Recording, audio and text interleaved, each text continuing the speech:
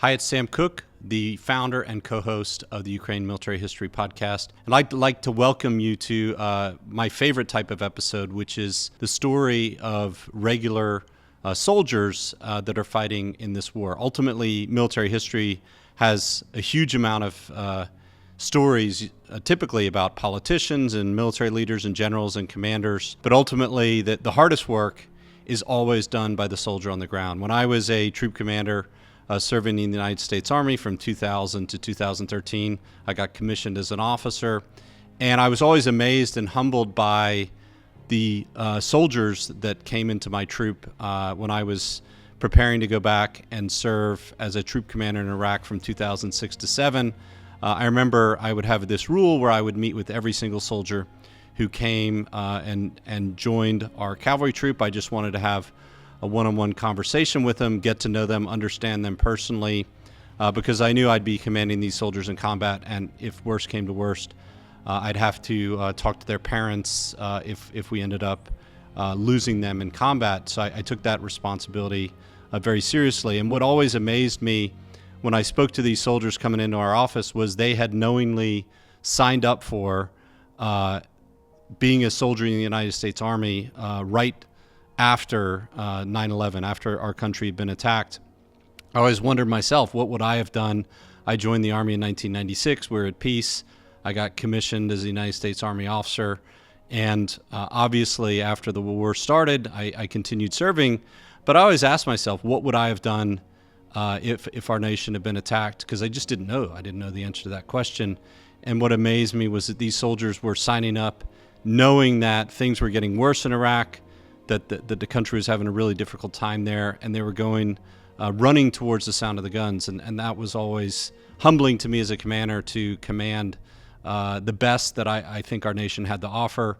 Whenever a country is invaded or goes to war or sends its sons and daughters to war, a certain amount of people are not going to want to do that, right? And whether or not you sign up or not, you always have to admire and give, I think, the most respect to those who run to the sound of the guns. In this next episode, literally, that's the exact story that you're gonna hear. A soldier, a sergeant at the time in the Marines called Ievgen Malik, who is a good friend of the Military History Center here, is part of the center, has been instrumental in standing up the center and getting it going. And he really represents to me the soldiers that do the hardest work in any war, which is the enlisted soldiers, the sergeants who lead those soldiers. And his story literally starts with him on a bus coming back from vacation.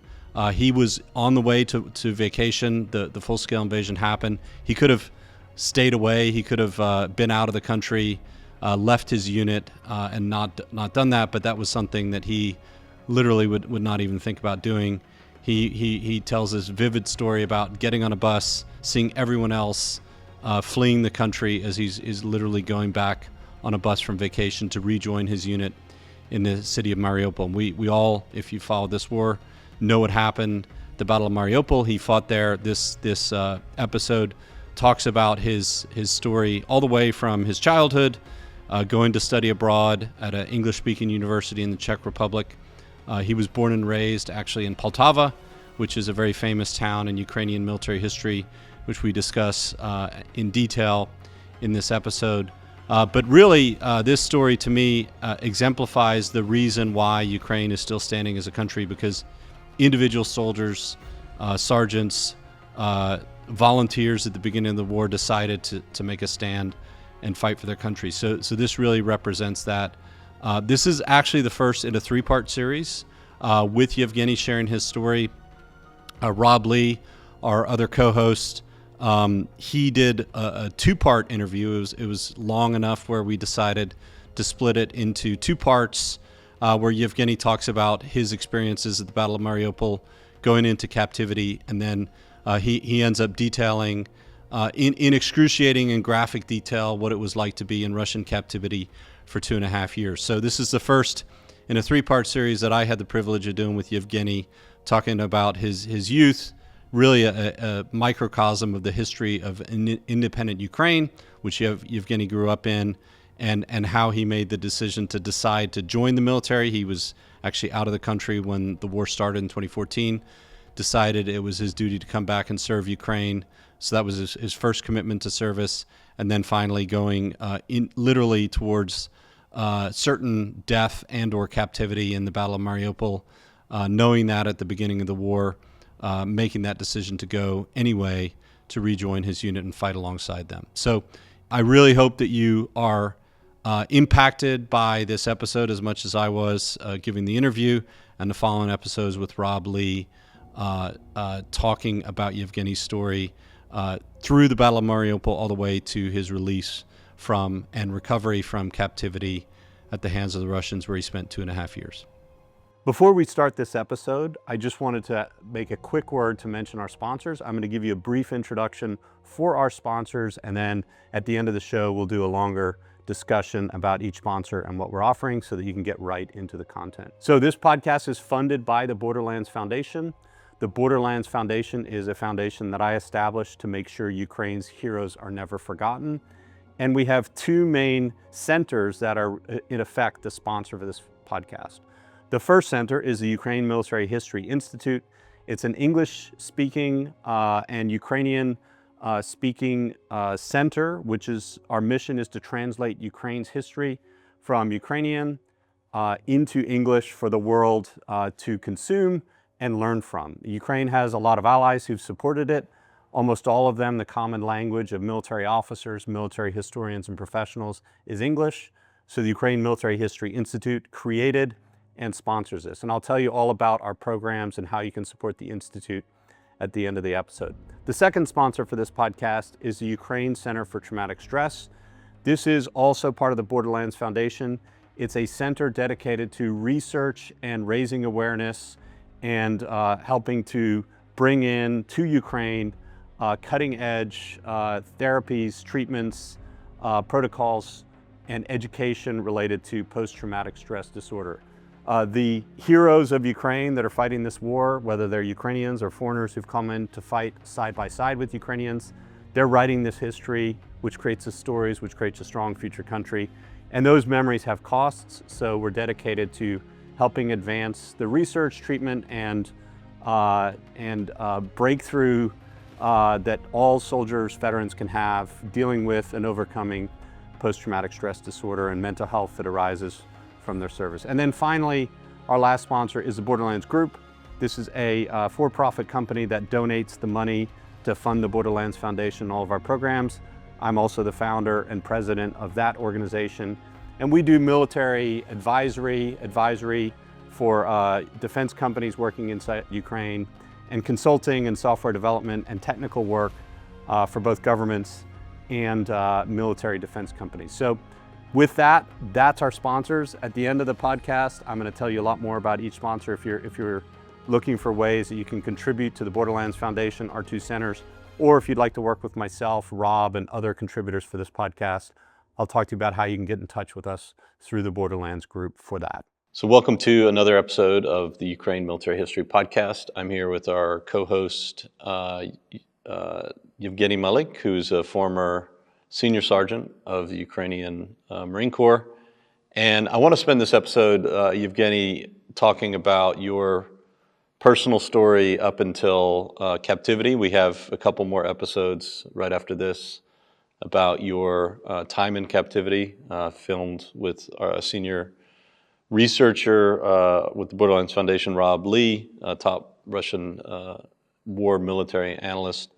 But I wanted to fill in the gaps for people who probably are going to watch that. I think those are going to be very interesting for a lot of people to watch. But this is a bit of the backstory. It's like different seasons of Star Wars. I guess your story is so long, and like you said, we could probably talk several hours just about this one topic. But you tell us a little bit about where you grew up in Ukraine. You grew up in the heart of Ukraine. Tell us about your hometown and what brought you, or what life was like before the army, where you grew up. The time before army was casual, like all Ukrainian guys, school, university, abroad actually. Oh, actually, where was your university? In Czech Republic. Czech Republic. Yes, but then... So you grew up in which town? I grew up in Poltava city. That is the central part of Ukraine.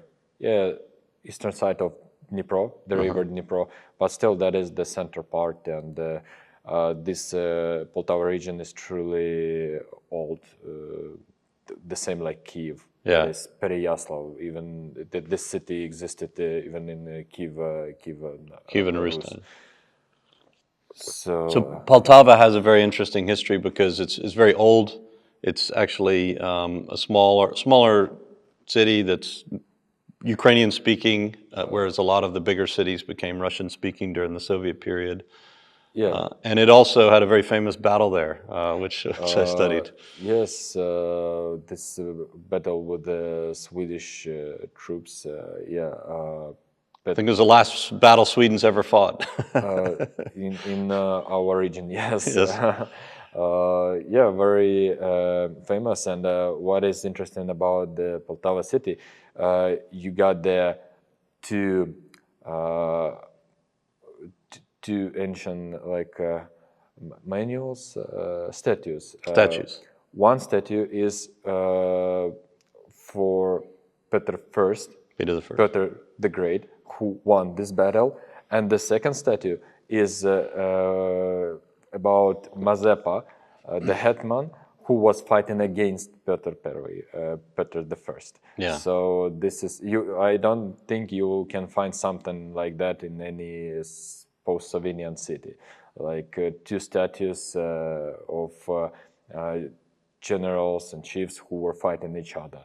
One won, second one was defeated, and still he got the statue. Yeah, this was the last stand. Yeah, so those were both erected during the Soviet period, which is interesting to show the politics. So the Mazepa was the last hetman, I guess, of Ukraine, the last independent. Yes, he was the last independent, because after that battle, Moscow just they created all these hetmans by themselves. Like before that battle, Kazakhs had a right to elect, actually by democracy elections, to elect this hetman. But after Russians won in Poltava, everything began like in the kingdom. They just sent the hetman. Yeah. So Ukraine actually joined forces. They had an agreement with Russia, I guess, in 1654, where they kind of joined forces. Russia likes to make a lot more of this agreement. It's widely disputed, the actual terms of the agreement, but it was pretty clear by this period that the Ukrainians, who actually had the first written constitution before, 80 years before the Declaration of Independence and our Constitution, they were the ones who came up with this concept of democracy. It's actually the first modern practice of democratically. Well, actually, they were under the Polish-Lithuanian Commonwealth, which also elected their kings. But the Ukrainians were fiercely protective of their rights within the Polish-Lithuanian Commonwealth to elect their own leader. And they were the ones who actually did the first written constitution or first declaration of the rights of a people. And I think that was right after this battle. Pip Orlok wrote that down, or I don't know if it was, I can't remember if it was right before or right after this battle, but it was a kind of a Ukrainian statement of what they believe their rights were. And that documents, I think, in Sweden to this day, where the Ukrainian hetman didn't Mazepa. I think he went into exile after the battle, and he became a fugitive from the Russian Empire. And this was the last Ukrainian free leader, duly elected free leader, until Ukraine was subsumed in the Russian Empire. So I actually want to go to the town with you one of these days. We need to go take a trip. My wife's from Poltava, or her grandmother is from the Poltava region before her family moved to Kryvyi, where she grew up. And I remember they sent us some fruit from Poltava, like some tomatoes, and they were the tastiest, juiciest tomatoes I've ever eaten. And the pink color. Yeah. Yeah, so just that black earth, that rich soil, amazing produce that really you can only find in Ukraine. So it's the heart of Ukraine, and also a hugely symbolic city from a historical standpoint. So, Yeah. so you grew up there. I'm not sure how much you were into history growing up, but tell us about what it was like to grow up in Poltava. How you grew up there, obviously after independence. So what was Poltava like when you were growing up, and how did you view yourself, I guess, pre-Maidan and post-Maidan in terms of your identity? Before Maidan, the year 2014, that was some special period of time in our country. Actually, I wasn't in Poltava. I wasn't in Ukraine at that period of time. I was in Czech Republic since the year 2010. Actually, what can I say? When I was growing up, my father used to be in Slovenian army. We got some friends in Russia. Well, that was so usual and common, like Ukrainians, Belarusians, Russians, Georgians, no matter who is from where, everything was great. But then I was in Czech Republic at that time, and I got so many friends from Moldova, Azerbaijan, Russia as well. But then this Maidan happened, and that Maidan was like totally policy against this Yanukovych, against the president. That was clear, and everyone was great. Actually, we won. Yanukovych retreated, but after that started the situation with the Crimea. And I remember when I was a young guy, I was in the high school, and we've seen some videos on YouTube with the Ukrainian military actors who said that Ukraine is gonna have a war, probably for sure, soon. And when journalists asked, like, with whom, they said, with Russia, for sure. And we were like, what? Are you crazy? Like, what are you talking about? That is simply impossible. Well, probably with the aliens, we'll have faster the war than with Russians. Like, we're friends, we're brothers. And then, bangs, Crimea. And everyone knew, like, what is going on, that they are Russians. And that was so ridiculous, actually. Putin was making a view like, well, no, this is not me. This is someone else. Like, Is it just people, little green men? Yeah, just green people, like. And then, but of course, that were Russians. That was obvious. But we couldn't imagine that. We couldn't believe that that is true. That Russians are trying to occupy our territory. And since that time, everything started for me because I used to study on the Faculty of International Political and Economical Relations, and I knew a little bit about policy, about government. I started to study the situation in Ukraine and Russia. I started because I can speak Russian language fluently, and I've seen all these narratives on Russian TV, on the internet, etc. Well, Putin, actually, he's pretty much liberal in his speech to Ukraine. If you listen, the people who are responsible for propaganda, for the history narratives, and etc., they are much more radical rather than Putin. So basically, when someone says that Putin is a good guy, well, maybe Putin is, but the people who are working with him, they are pretty much horrible, according to Ukraine and actually other post-Soviet countries as well. For them, that is no matter. And I discovered that what I haven't seen before, but that was truth. And then we got this Donbas. There was a war, actually. Not like this, of course, not the full-scale invasion, but still, that was the one way of war. Russia invaded to Ukraine. And I understood, I've seen we defeated them. Even at that period of time, we didn't have an army, actually. That was so, officially we got 138,000 soldiers in all armed forces of Ukraine. Now we got something like almost 1 million, just armed forces. Plus we got National Guard, maybe 200,000, and SBU, Border Guard, etc. Yes. So, but at that period of time, we got like 138,000 at all. What is that? That is like one direction right now. We got, I don't know, 5-7 directions. So we were not ready to protect our country, but still we did it with the help of volunteers. This was in 2014 at the beginning. That was the period from 2014 to 2016. And then we got this political situation with the Minsk, and any like smart person who can count simply on the school level could understand that the war will happen with Russia, that it's gonna be full-scale invasion, because. And that was your assessment looking at it? Yeah, I was just, I knew that it's gonna happen like that. And when I came back to Ukraine, when did you come back to Ukraine? In the year 2015. Okay, 2015.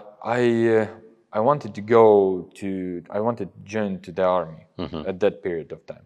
But when my parents discovered that was so crazy, you know, that we sent you abroad. You should be safe. Kill me. I thought they will kill me like before I will die on Donbas, you know. So I thought like, and still that wasn't like so bad in Ukraine in that period of time. I mean, 2014, as you said, Ukrainians almost pushed Russia completely out of Ukraine. Then the Russian regular army invaded.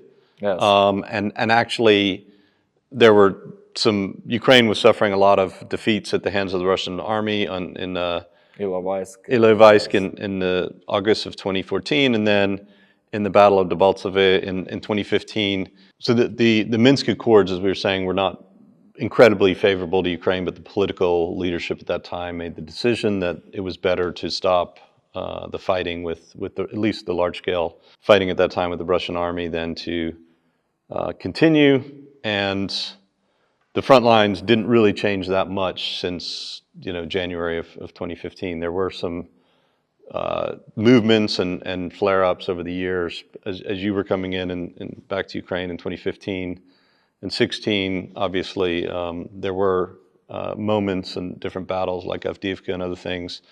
But mainly it was proxy forces supported by Russian, special forces and FSB and whoever else that their defense intelligence they had in here. But so that's when you made the decision to join the or that's when you came back and first tried to make the decision to join the military, and your parents wouldn't let you.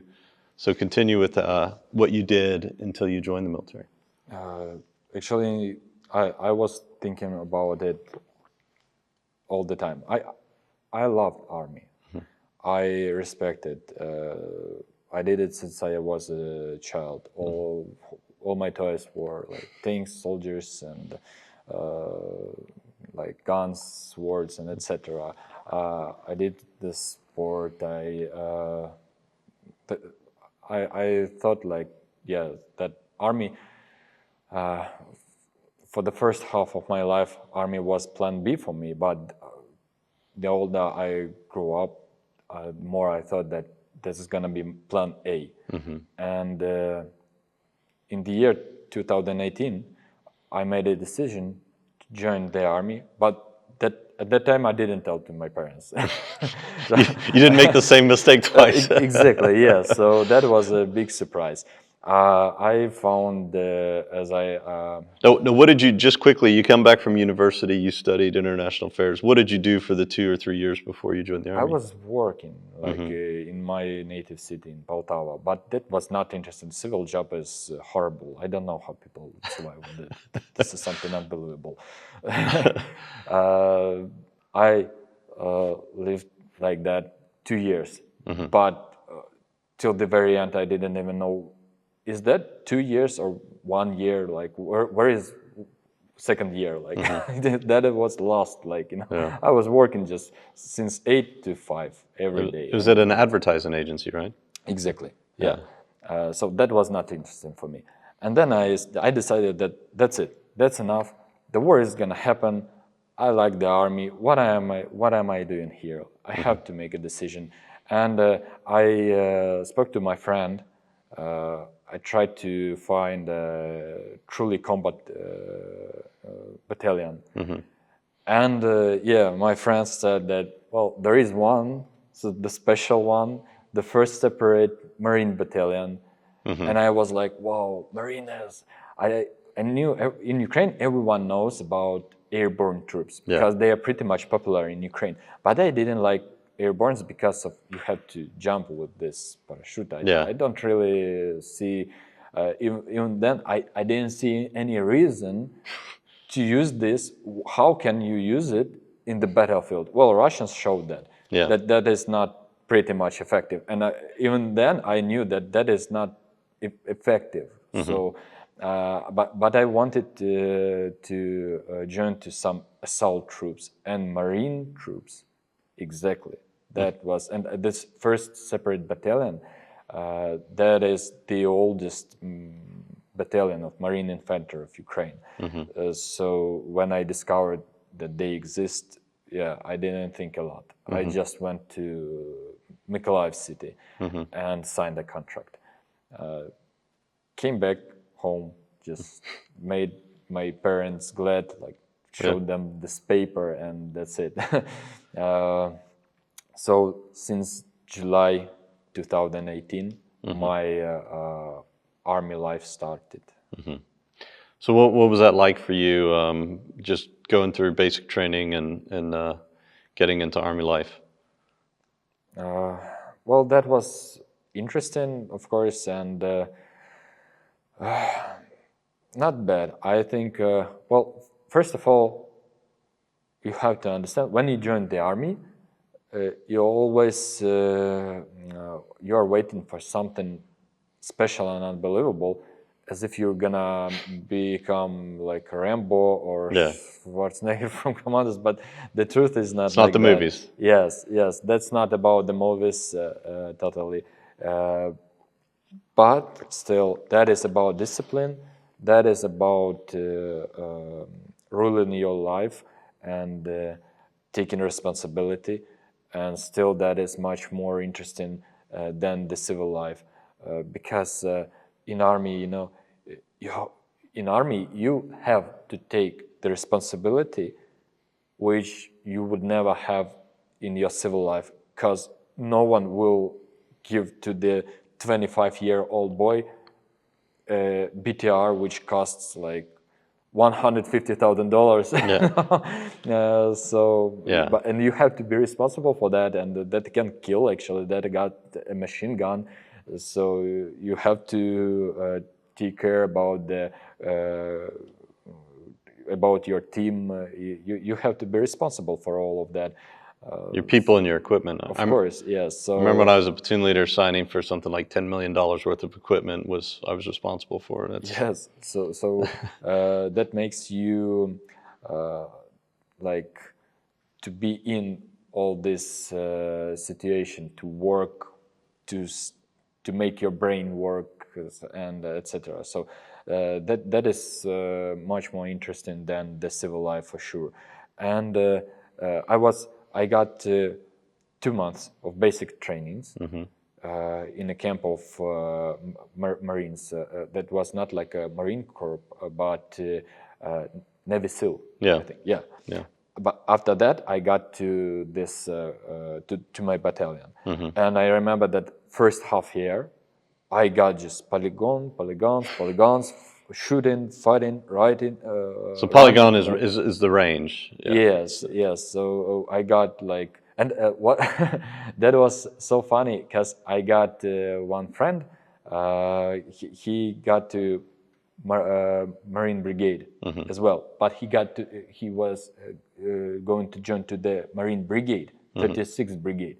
and I was going to join to this first Separate Marine Battalion, and the battalion was like infantry battalion and brigade, Marine Brigade. You got different kind of troops there, and I don't remember where he joined, but not to infantry. And in 4 months, we got a call to each other. I said like, "Hey, buddy, how are you?" He said, "Oh, great, so perfect." And I'm serving in base. My flat is like 5 minutes from here. I just walk around and do nothing. So that is so perfect. And what about you? And I'm on polygon with my machine gun, like sleeping together. Already, there is a winter, and we don't have any even fire. Like, you know. So, and you're thinking I joined the right unit, and he's obviously thinking the same thing. Exactly. Yes, I was thinking like, oh my God, what have I done? Yeah. It's difficult when you go out. When you're in those tough situations, really cold or tired or wet or whatever, it's sometimes you're wondering why you chose it. But yes, that was unbelievable. But I did it because I wanted to prepare myself, and I did it. This battalion helped me. Yeah, a lot. I changed myself for sure. I become much stronger, and just because of that, I survived. That's 400%.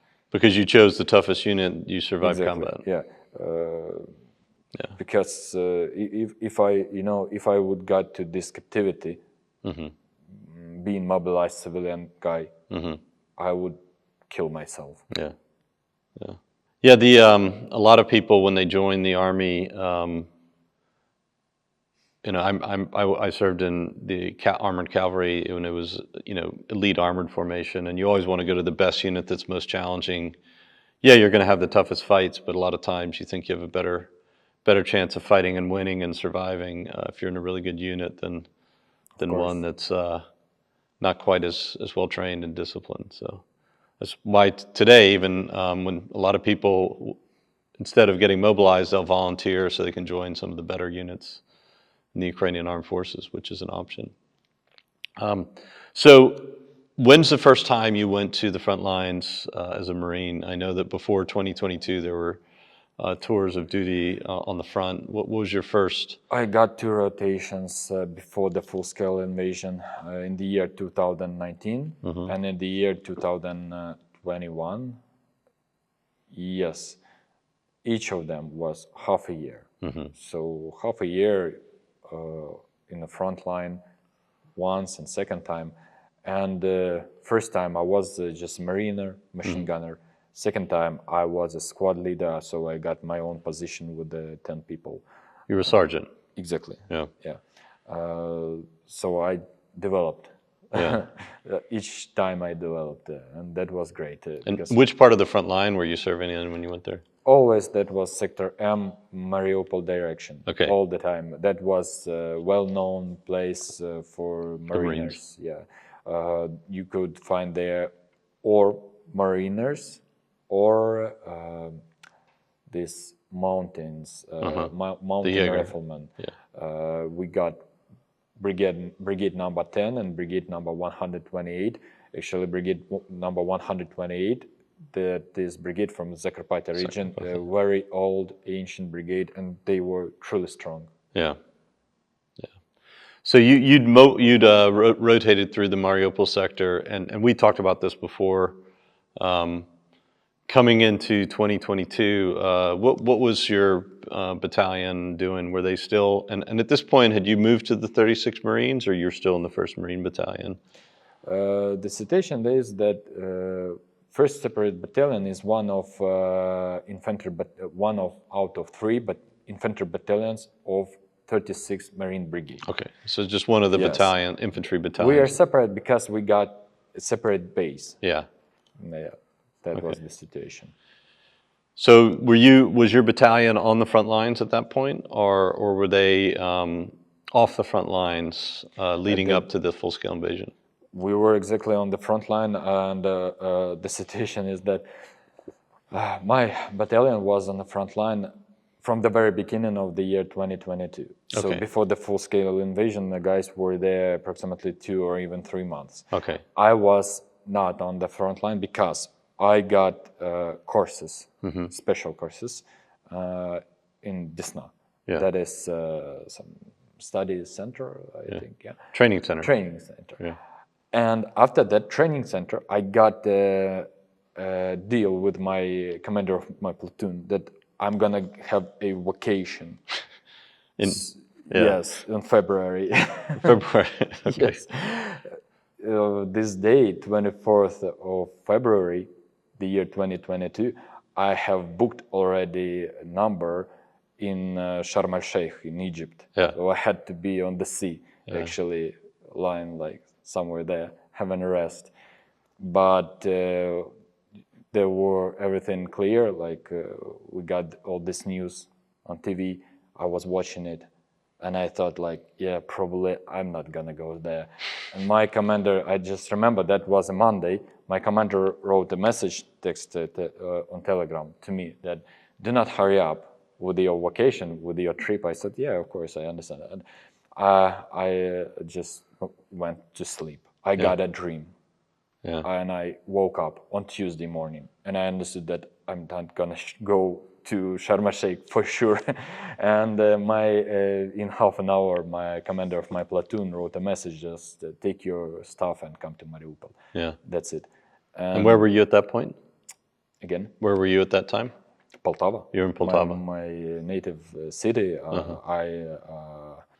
I visited my mom, and I told her to get some stuff, some bag for, this 72 hours back. Yeah.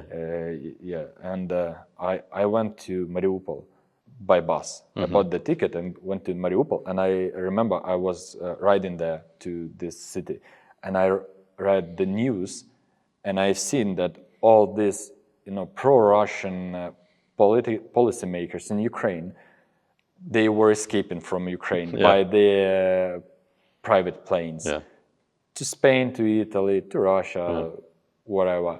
This is on the 23rd or 24th? No, that was like 1 week before. 1 week before, Yeah. okay. And I read this news and I was smiling. I thought like, who is this silly in this situation, me or them? You're driving to Mariupol and they're all flying out of the country. Exactly, yes. So, I came to the Mariupol probably 1 week before the full-scale invasion. And we started to prepare. So you left. Your mom is your father still in? My mom was in Poltava. Father was in Kiev. They are divorced, and but still, all of them were in Ukraine, and brother was in Kiev as well. Yeah. And what did your mother say? Was she worried that the war was going to start, or? As I said, I knew that it's gonna start, and I told that to all my friends, to all my relatives. They said, no, this is something, you are not the specialist. You're just a dumb Marine sergeant. Yes, exactly. So when I went,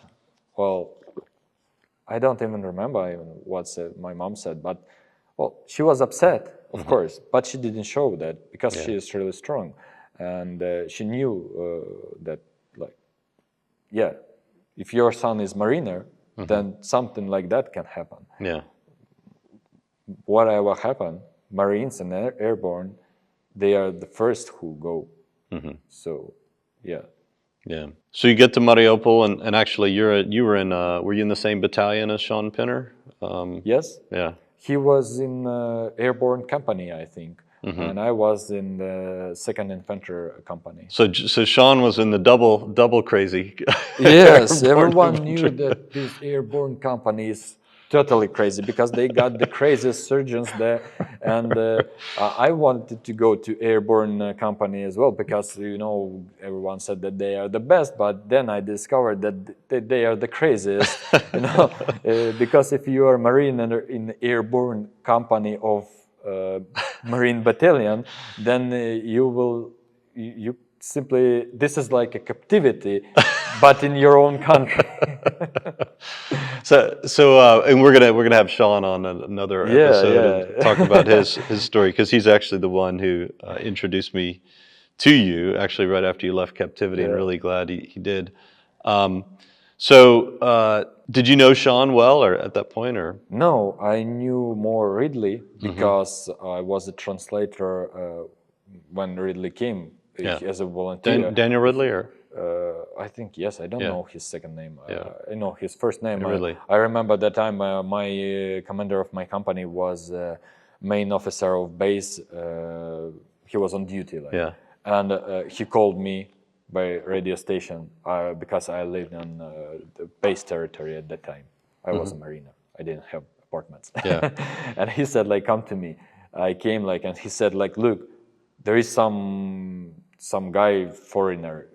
He says something, we don't understand what does he want. He's speaking English with an English accent, which is impossible to understand. That is impossible to understand. Go and speak to him. What is going on? I came and he said, like, hey, hello, my name is Ridley. I want to join to your battalion. And I was like, what?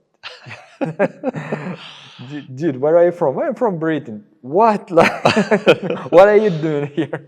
Well, okay, but he's a cool guy, and Sean, all of them, they were good. Yeah, there were, I guess, about 10 foreigners in the Marines, or? It was something like that. There was one guy from Uzbekistan, another guy from Croatia, and others from Great Britain, I think. Yeah. Okay, so talk me through what happened when the war started. You get to Mariupol a few days before. When do you go out to the front lines? I came from the Mariupol. I came directly to front line, to the position, and you were in charge of 10 people at this point, or how big was your I jumped leadership? to the position of commander of my platoon. Okay. So I just helped him. Our platoon was responsible for 2 positions, And how big was the platoon? Approximately 20 people. 20 people. So you were like the platoon sergeant. You were like the... Well, I was a squad leader because technically we got 3 squads in the platoon. Oh, I'm sorry, we got 3 positions. Yeah, I see. Pluton, Amazonka, and Nepal, probably. So 3 positions, and the thing is that... And these were like strong points, or these were like each squad had their own strong point? We got 1 point, and we got like approximately 400 or 500 meters between the points. Okay.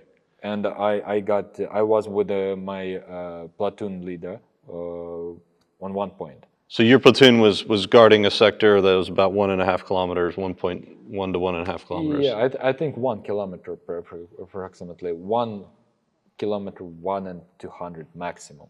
Yes, that was like that. And how far away from Mariupol were you? You were on the northeast or east side, or?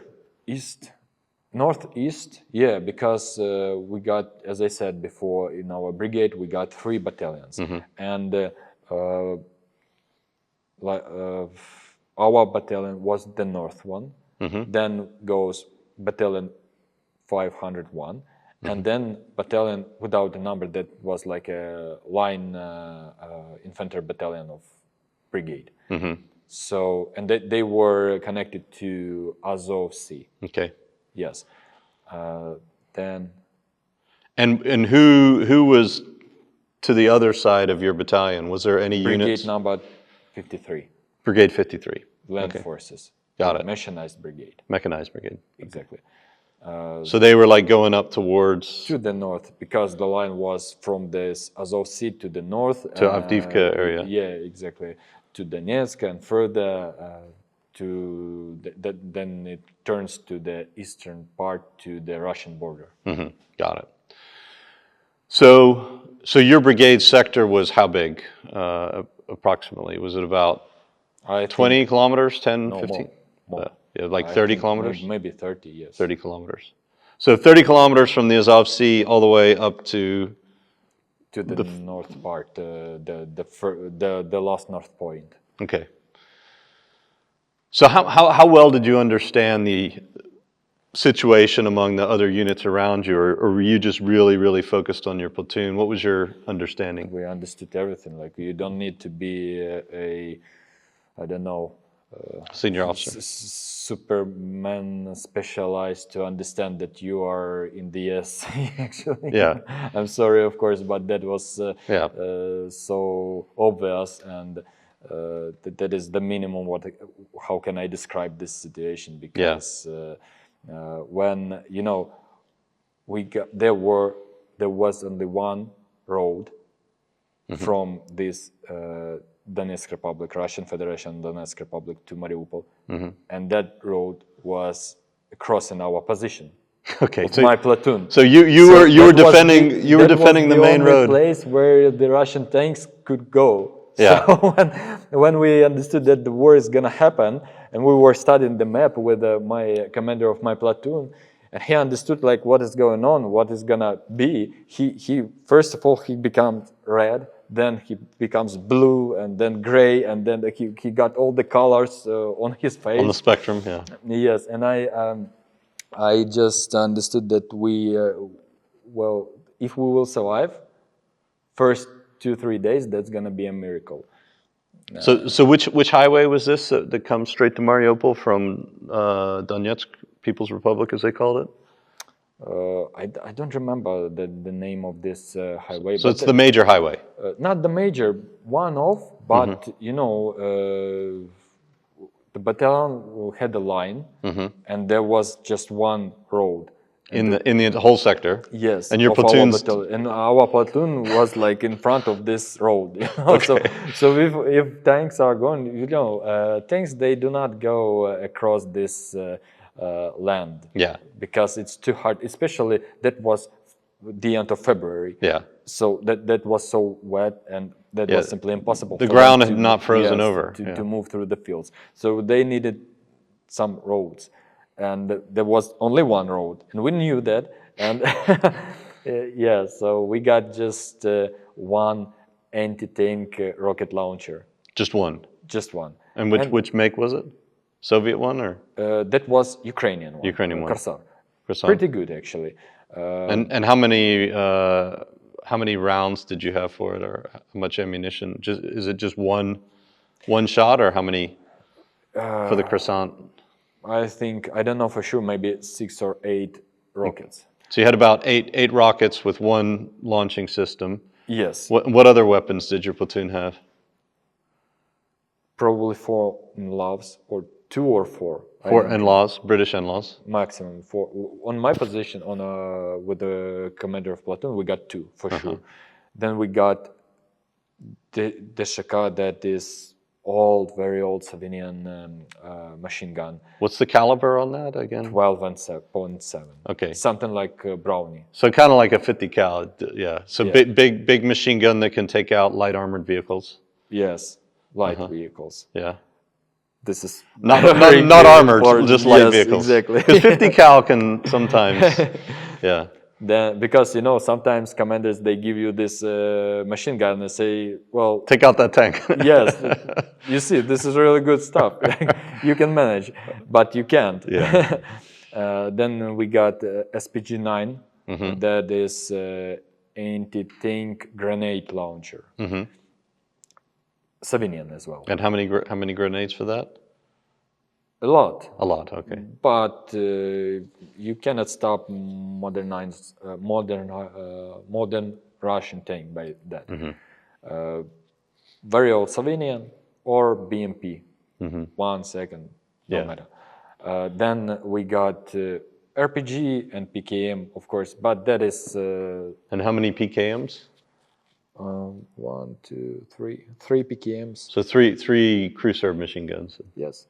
And 3 grenade launchers, RPG-7. Yeah, but that is the casual equipment of infantry squad. 1 machine gun, 1 grenade launcher, and also we had to have this BTR-80, 3 of them, or 3 or 2, I don't remember exactly. But we didn't have it on our positions. because due to this Minsk agreement. You weren't allowed. Yeah, we were not allowed. That was so funny because they got tanks already in front of us, and we are not allowed to have BTR-80. Okay, so this is important. So before the war, Ukraine politically, militarily made the decision that we're not going to do anything to violate the Minsk agreements, but the Russian side is clearly violating it. From what point did they start bringing up their armored vehicles? I know for sure that on 22nd February, we were bombed by mines, and SPG-9 and the Shika, all of that, they started to work like daily. And that was the first time we got this such kind of experience. And that was the day, like, you know, we got this mines. So this is 2 days before the full scale? Yes, 2 days before, so they started to work. For us, they used like mines 82 millimeters, you know. And for us, is that mortars? Mortars, yes. yeah, mortar rounds. Yeah. Exactly. And for us, that was something like, wow. Heavy. This is heavy stuff. Yes, yeah. But because that was banned according to the Minsk agreements, right? Yes, of course. But further, you know, in 1 week we didn't even, like, you know, what is it? 82 minutes. Oh, go to sleep. Go to sleep. Like, yeah, that was nothing. But at the first time, we were like, wow, look at that. Yeah. How strong is that? Yes. So what happened? I remember that was like, you know, we were waiting, and every night we got this not Sirena command that we had to go to the positions, you know, to prepare for the fight. Every night we didn't sleep, maybe 3 hours per night, per day, every day. And then I remember that time. So you go to the positions at night, and they'd say, "Hey, you need to be ready for the attack tonight." Exactly. So then maybe half of the soldiers could sleep at one time, right? No, if you got this, or nobody was sleeping the whole night, because it's like this is a command that is used in case the regiment, the raccoon says that the enemy is prepared to attack right now. So nobody sleeps. So this is what, 3 days before, every night? Every night, 2-3 nights before. And that was like the night, 24th, when we got an internet on the positions still. And my friend, he showed like, look, he showed on Telegram video with Putin, where he says like, we recognize all these republics, we will help, we will fight, and etc. And we were like, well, here it is. And in maybe 20-30 minutes, we got this command to be ready for attack. That was 2:30 a.m. at night, basically. And we stand like we were watching into the field to the enemy side. And that was the first time when we saw the MLRS Grad started to work everywhere, you know, from different points. We saw these clouds of, we didn't know what is it. And then we heard like all this stuff, rockets through our heads. They started to bomb position of our company, position of our battalion, exactly staff company and staff battalion. The headquarters. Yeah, they destroyed all our links. The phones did not work. We got this. The only radio station which worked were Harris. Harris. U.S. Exactly. Yes. And they started to bomb us by Gvazdika, that is 122 millimeters artillery system. Artillery, and then I think Akatse as well, that is 122 millimeters as well. Something like Paladin in Russia. In United States. And 152 or 100? 152, because the civilian millimeters. So that's heavy artillery. Yes. And then what happened, like they bombed us approximately 4 hours, I think. 4 hours. hours. And we... Was any of the artillery directly on your position, or it was just No, I don't know. Well, I know that we got artillery in our brigade. We got the 12 Gvozdika, as I said, 122 millimeters, and approximately 6 MLRS Grad. So you guys were also shooting back at that point? I'm not sure. You're not sure? Yeah. But so they were going mainly after the company and battalion points, or were they also hitting the frontline positions too? No, behind, of course. Behind. Okay. Yes. Artillery always stands behind because that's irrational. No, but the Russian artillery was Russian artillery, yeah, we 300 meters. Yeah. That was the minimal position where, but they just, Grad, it comes to the position, shot, and goes back in 1-2 minutes. Yeah. That's it. He doesn't need a lot. Yeah. So you knew it was coming. You're on the main only avenue of approach that is mounted, meaning this is where all the armored vehicles are going to be coming, and your platoon's waiting for that. What was your thought process at that point, and how are the guys in the platoon reacting to all this? Because you're out of communication aside from one radio. We didn't know, we didn't understand, because you cannot prepare all these military trainings you got. It doesn't prepare you to the real fight. Yeah. Anyway, because you don't know what to do with the tank. You got AK-74. What can you do to the tank? Yeah. Like, what should you do? You can do anything you want, but you will not stop it.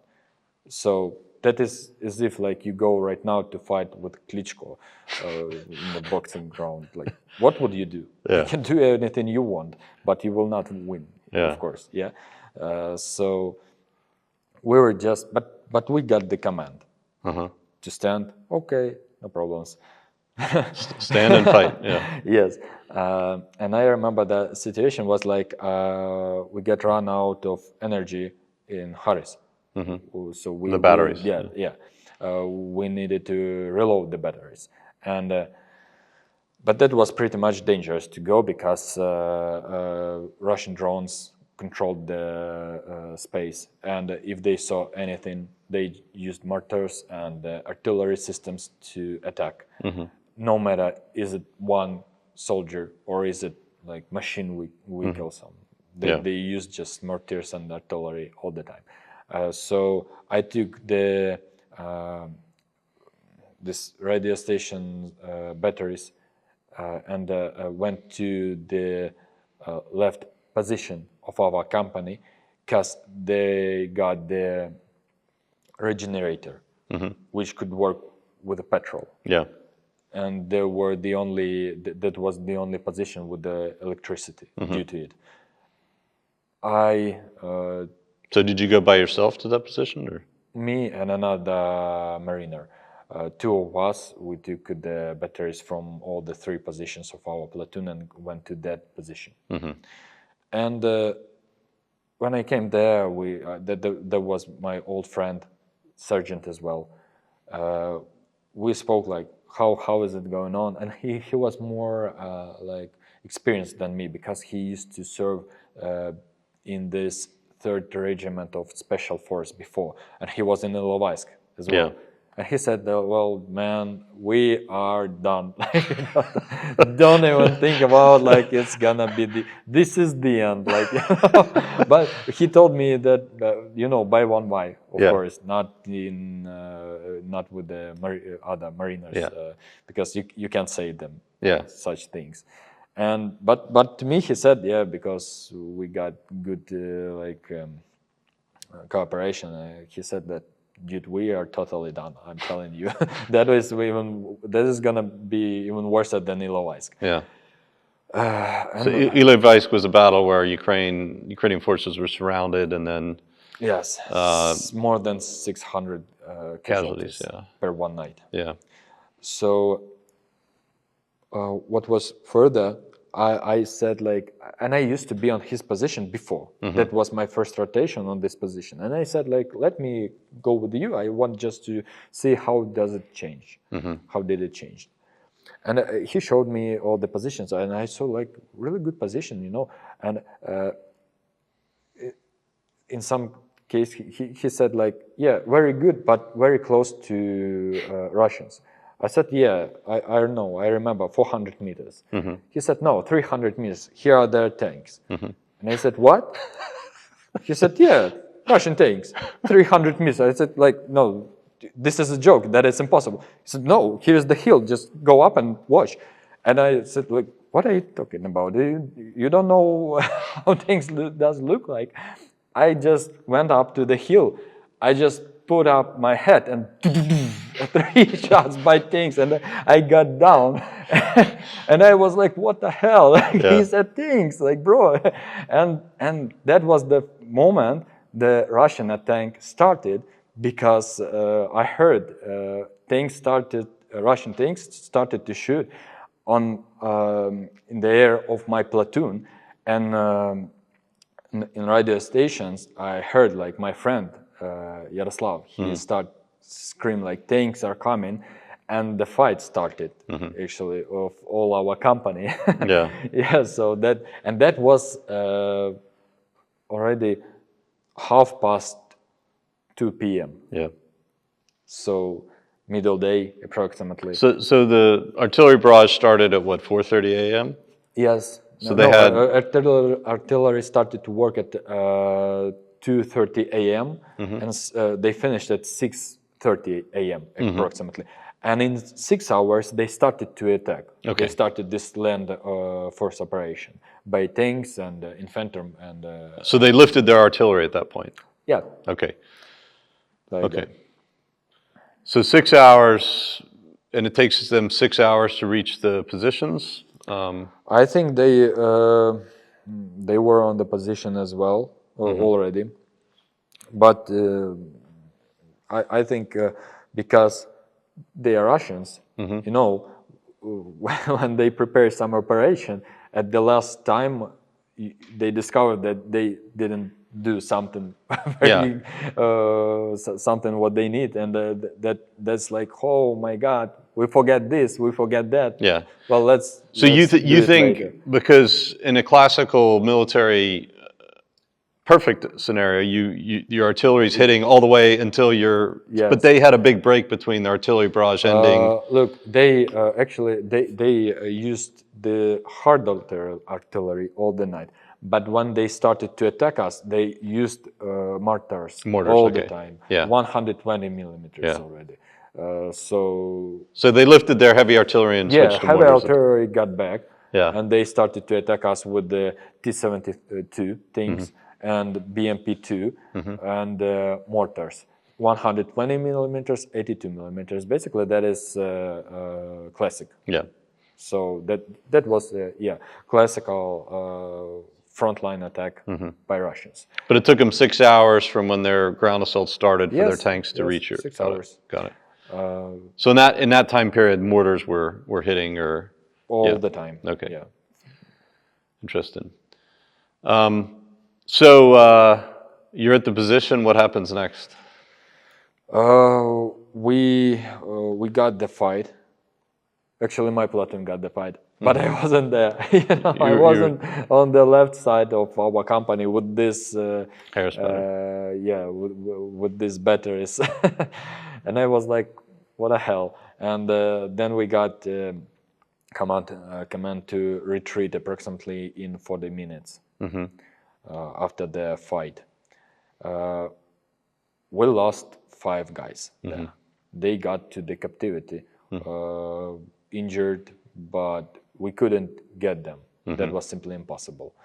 That was like first casualties of our battalion. Battalion. Was it the platoon or from your platoon? From my platoon, yeah. Yeah. Because the main strike was to this platoon, and one position was completely destroyed. Like in first 5 minutes, that was a position with the anti-tank rocket launcher. The guy made the first shot. And he shot at the first tank, probably first tank in this war. But that was the only what he could do, because after that Russians used such amount of military equipment I haven't even seen in my life before that. that can be used in such amount, you know. They destroyed that position completely, and that position, Pluton, called Pluton, they got this forest line, and actually we got our platoon, our point, and other 2 points were by Russians captured, and there was a distance between them 150 meters. So Russians, they just stand and they run, and that's it. Like in 1 minute they were already there in our position, in our point, and that was the end for them actually. Yeah.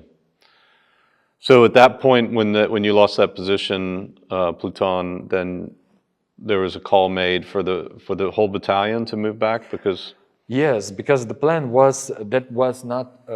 I think our war chiefs, they understood the situation, and that line we hold, that was not the main line of defense line. Yeah. We got much more better positions behind us. Okay. Behind the river, that was like 15 kilometers behind us. I think 15, 20 kilometers. Yeah. More like 20. And we got dots there, or special positions with the stones, with the iron, everything perfect. We got there we retreated 2 times. Yeah. First time we got behind the river, stopped them. So when you retreated to the river, behind the river, that was what, 15-kilometer movement under fire? I think, yes, something like that, 15 kilometers. But that was like, you know, pretty much crazy. When battalion retreats, that's like, you cannot shoot them correctly, you know. Yeah. For artillery, that is almost impossible. So we just ran. But I think Russians, they scared as well, pretty much. Because, you know, that this is so scary. You can sit here, speak about it and smile, laugh, but at that time, nobody laughs, you know. Yeah. We were crazy. We scared all of that, and Russians scared as well. And I remember when we were running, like whole company, maybe 40, 50 guys, and I've seen the hill in the field, and we were running. That was like 1 kilometer, and I thought, oh my God, 2 tanks. You need just 2 tanks here, and you will destroy all this company, and nobody will do anything. But they didn't come. I don't know. So what were they doing? So we just retreated 15 kilometers approximately. We just ran with all the equipment, and how long did that take your company to move? I don't. A day and a half? Yeah. No, we just 40 minutes and we were there. Okay, so it was in vehicles. Was it in vehicles? Okay. No, that was 50, by our legs. You know, we were 15 running. kilometers in 40 minutes. Okay. I think that listen, when you got these things behind you, you run so fast, like as if you have T-Rex like running for you. So you don't have a lot of chance. You don't have time to stand and smoke some cigarettes. So yes, we just ran across the river and got the new position. They were pretty much horrible positions. Yeah. But the place was really good because behind the river, and we got really huge hill there, really high, and that was so perfect for us, for our anti-tank teams to defend this position. And we got one night we just we were preparing that positions, and we were reading the news. Some of us got that internet. So this is the first night after the invasion started. You got back behind the river in your new defensive positions. Exactly, without any stuff. I didn't have anything. Yeah. Yeah. But you know. What about those Harris radio batteries? Forget about it. I just threw them out and that's it, because I didn't have any, even this Harris. Yeah, you just needed to get out. Yeah. Yes, I just got my AK-74 and that's it. When we were running, I threw out my plate care because that was too heavy. Yeah. In this war, actually, all this story in Mariupol as well, I was without plate gears because I discovered that easy legs will save you much better than the plate gear. Because, you know, at that period of time, the less what we got, 82 millimeters in our side. That was the less. But usually that was tank, aircrafts, half-ton bombs. What plate gear against this half-ton bombs? You will be cut by molecules, atoms. Like that doesn't make any sense. So I just threw it out. Yeah. So we got behind the river, and we prepared to the next day. Is this the river in Mariupol or Kalmius? Okay, Karmios. So it's to the east of Mariupol still. Yeah. Okay. Exactly. And I remember the time when, because I lost my charge for my mobile phone. I've lost everything. Yeah. All of us lost everything. I switched off my phone because I knew that if it's gonna be dead, then I will not call to my parents and I won't know anything about them. And next morning, after that, that was 25th of February. I switched on my phone, and I've seen the sound message from my mom. The first message was like, I heard like she was running with the bag, and I heard she was going down the stairs because her flat was on the second floor. And I heard that she was going down, and she said like, okay, I will go to Germany as we planned, as you told me. And then I saw the second audio message from my mom. I started to listen it, and I heard that she were running with this bag upstairs back, and she said, no, I changed my mind, I will never escape from my country, please kick their asses. And I was like, God, okay, we will try. Wow. Yes, that was something unbelievable, actually. Nothing like your mom to motivate you. Yes, she said that I will not run in my own country as a rat. Like that is impossible. Like this is my country. We live here, and that's it. And we started to fight because that day, 5th February, Russians tried to attack us, to assault us, and we got this anti-tank team. His nickname was Skiff. Really, well, old. You know, these old mariners. Yeah. All his life, since he got 18 years, he became a mariner. Yeah. So high qualified man. He got a troop, his squad, anti-tank squad, and they were fighting just this one anti-tank rocket launcher. They injured 2 tanks and 2 BMP in this fight by their own, because their rocket launcher was the only one who got enough range to fight with the tanks. And they did it, like they defended all the position. We got 80 guys on that position.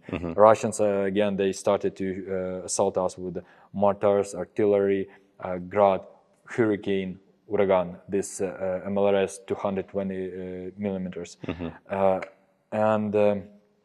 Then we got, I think the day 26th of February, we got a command to get behind another 5 kilometers, I think. We got there, and we got much better positions there. Actually, that was really good positions. Maybe the best one I got in my life. I didn't have to work there, actually. Yeah. So everything was prepared.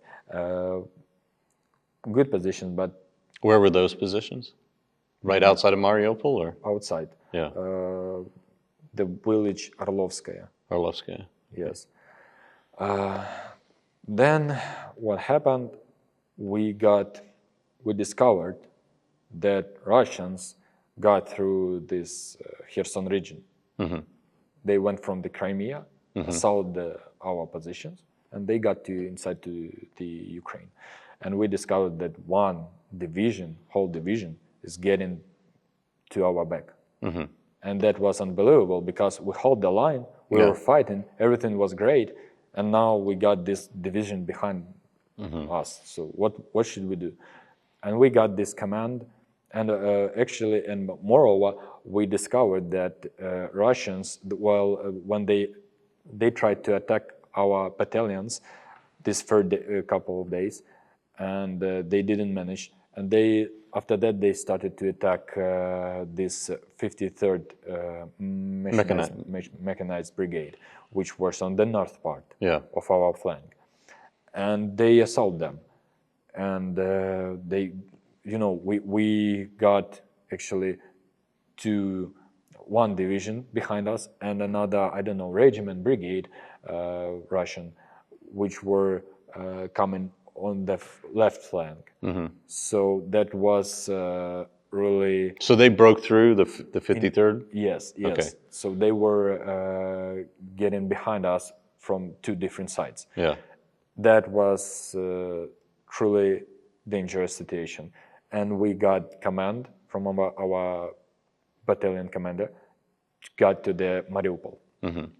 And we got there at night. We were there on the first march. That was the first, we went at night, and I remember the time when we had to go there on 28th of February. But when commander of our companies said it by radio station, we started to move to our BTRs. Already we got them because Minsk didn't work. Yes, and we started to move to our BTRs. And at that time, exactly at that time, Russians started to cover us by their artillery like crazy. So we understood that they are listening our Harris. Yes, and so we got command to move back to our positions.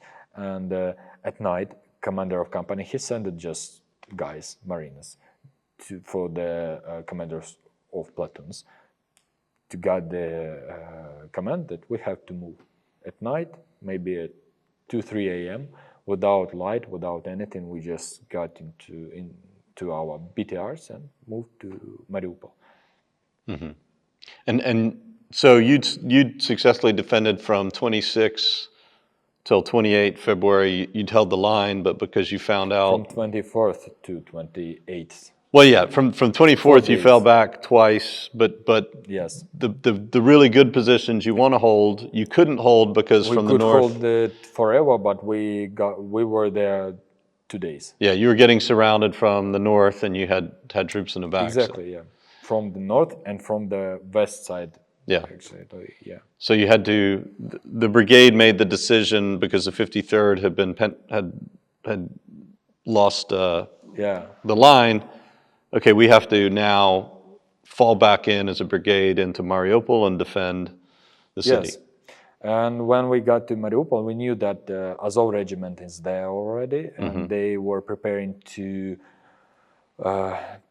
fight, to defend the city as long as it possible.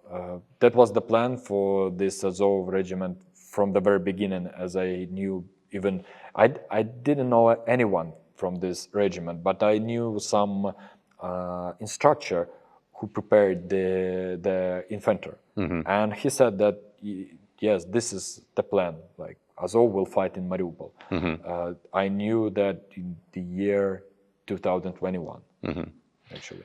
So the Marines were out on the line of contact. Yes. Azov was back in the city, preparing the defense of the city, and then when your line was broken, the Marine Brigade went back to join Yes. the defense of the city. And that is our story of our company, because our positions, because there are different stories of guys. Russians, they tried to assault not just our position but other companies. We got casualties. There was a time when Russians tried to assault another village with another our company. They tried to do that. They assault first village. On the second village, they got defeated, and they start to attack it by aircrafts and MLRS artillery like crazy. And there were like 35 guys in that village, our Marines, and we got casualties. Probably 30% by one artillery attack. Yeah. All got the concussions and other types of injuries. So that was really hard. And this PMP, this Marine Battalion of Brigade, without number, as I said, they were defending the line as well. They got assaulted by probably 10 battalion, 15 tanks, and 10 BMP too. Actually, we were watching because there were a lot of hills at that direction, and we've seen all the lines, and we've seen this infantry battalion holds the line, and from the forest you got these fighting vehicles. They just make a line and started to shoot, and like 15 tanks and 10 BMP. That was crazy, and plus mine mortars, of course. Nothing goes without mortars. Yeah. Yeah. So you get back into Mariupol, and what happens then at that point? What does the mission become, and where were you? We got to the factory, Ilicha. So this is different factory than Azov? Yes. Mariupol city is, look, there was approximately 500,000 citizens, and that was a huge industry city because we got there 2 big factories, enormously big. Yeah. These 2 factories were probably together maybe even bigger than the city. Yeah. Can you imagine that? Yeah. 500,000 city, and we got 2 factories even bigger than the city. Yeah. And we got just 1 regiment and 1 brigade there. Yeah. And so Azovstal is the one that Azov, on the south part. and then you were in Ilich, which was also north part. Yes, north and south. So we got to Ilicha on the north part, and we were waiting for the command. No one understood anything. And first, we got to this factory early morning, approximately 6 a.m. Nobody slept. March 1st. Yes, that's like, we forgot what does it mean to sleep. And we were waiting for the order to move on to Zaporizhia city. But approximately at 15 p.m., so 3 p.m., yeah, in 3 p.m. means 7 hours approximately after we got to the factory. We got a command that we got new positions. We go there. Yeah. So the thing is that we had to defend our positions as in circle. Yeah. Because we were surrounded till that day. We were already surrounded from the west, east, north part. Yeah. On the south, there was a sea. Yeah. We got Navy SEALs, Russian Navy SEAL there. So we were completely surrounded already. We got different opinion about that situation. Someone says that we could escape till 3rd March for sure. Yeah. Someone said that the battalion of 17th Tank Brigade tried, and they didn't manage. To break through from the north? Yes. Okay. First days of March. Yeah. But did you know that Tank Brigade was trying to break through at that point, or no, we didn't. But I knew. We are we were not mobilized, we are contracts. Yeah. So we're a little bit more professional. Yeah. And we knew that, yeah, we got here one brigade, Marine Brigade, and this National Guard Regiment, Azov. And we knew that, yeah, the command is to stay, but we know why, we understand why, because we are gathering such huge amount of Russian troops. As I know, that is approximately 3 divisions. Yeah, so if they're fixated on Mariupol, they can't go to Zaporizhia, to Dnipro. Exactly. So that was strategically, that was pretty much correct, I think. So that's why no one argued. We understood, like, yeah, we are done, but this is the war, isn't it?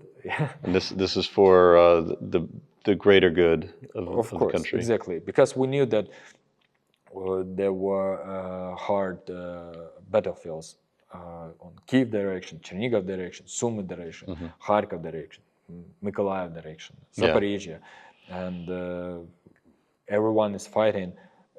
That is hard because guys don't have any lines, any front defense lines. So that was on mobile war, like movement war, and we got the positions. We have just to hold, to clinch our enemy. Yeah. So we did it. We understood that mission, and we did our job, I think. So you defended on the north side of Mariupol, or where was your position? Yes. I got 2 different positions till 16th of March. I was on Neptune, position Neptune, and then I moved to Charlie. That was one of 2 the most north positions, the last positions. You know, basically we got 1 line for our battalion, and that 2 positions were out of line. Yeah. And I was achieved one of that positions. Well, pretty interesting time of life.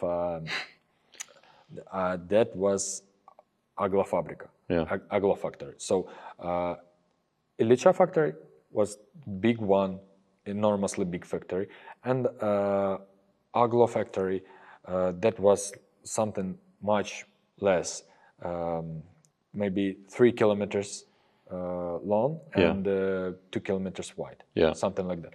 But we got so many metal structures there. We got 2 9 floors buildings there, and enormously so a lot this barracks, and etc. You know, that was factory. Good fighting position. Civilian factory, you know? Like in cinema, something like that. So that was very good to defend that position against mechanized battalions companies, but so horrible to defend from Raccoon. So because you go there and you could be shot and no one would understand even from where that happened. Like, you know, that positions, that factory, that was a dream for snipers. Our snipers did a great job there. I don't even know what would happen if we won't have them. There were 3 snipers from brigade number 35, Marine Brigade. No, so the 35th Marine Brigade was also in Mariupol too then? No. Just these 3 sniper teams. Okay. And the whole brigade was, I think, Zaporizhian direction or something. So they were outside of Mariupol. Actually, we got, Ukrainian Marine troops got pretty a lot in Ukraine. We got 2 brigades, 2 separate battalions, infantry battalions, artillery brigade, MLRS regiment, Hurricane, 220 millimeters, Raccoon battalion, and logistic. So that's pretty a lot. That's pretty strong troop. But we were anywhere, we didn't even know. Our brigade was in Mariupol, 36. Battalion 503 was in Lugansk region. 137th battalion was in Crimea direction, brigade number 35 on Zaporizhia direction, artillery brigade, no one even didn't know where are they, you know? So we were like everywhere. Yeah. So you had some snipers from the 35th Brigade helping you out, and basically combination of snipers and really just good fighting positions. You were able to hold that for 15 days. Yes. Wow. And how many people were defending that factory? We got 2 positions. Well, till 16th of March, there were approximately 100 guys there.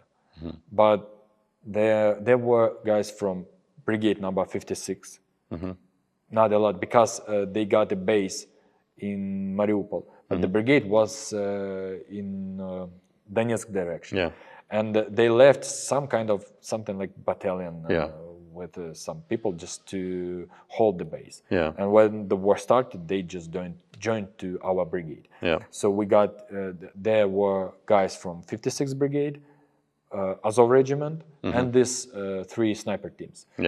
But then on 16 March, the situation was horrible in the city because Russians started to assault the city on the 5th of March. And they destroyed it completely. And Azov guys got the command to move to Azovstal, I think, or to the city, to fight in the city. And Azov... So they were defending to the west of your position on the other side? They were defending like everywhere. All over the city, Yes, exactly. So actually Azov, they controlled that Agla factory. But after they get out from there, they just told to our commander of our brigade that please hold this position. And they made a decision that they have to send mariners there. And they did it. After that, we got on Agla factory 2 positions. I'll tell you, 53, 54 guys there we got. That's it. So really just your company plus some other people, or it was a mix of people? It was mixed, because in my position I got 30 guys, but among 30 guys we got just 8 mariners. So you had and, whoever was fighting. Also, you have to understand, actually, this is the funny story. When in such situation, when you got the company, for example, I don't know, 50 guys, and you got the command, you have to send some part of your troops somewhere to do some job. You don't know what exactly. Who will be sent from your company to make this job by your commander? Just the best guys, you know?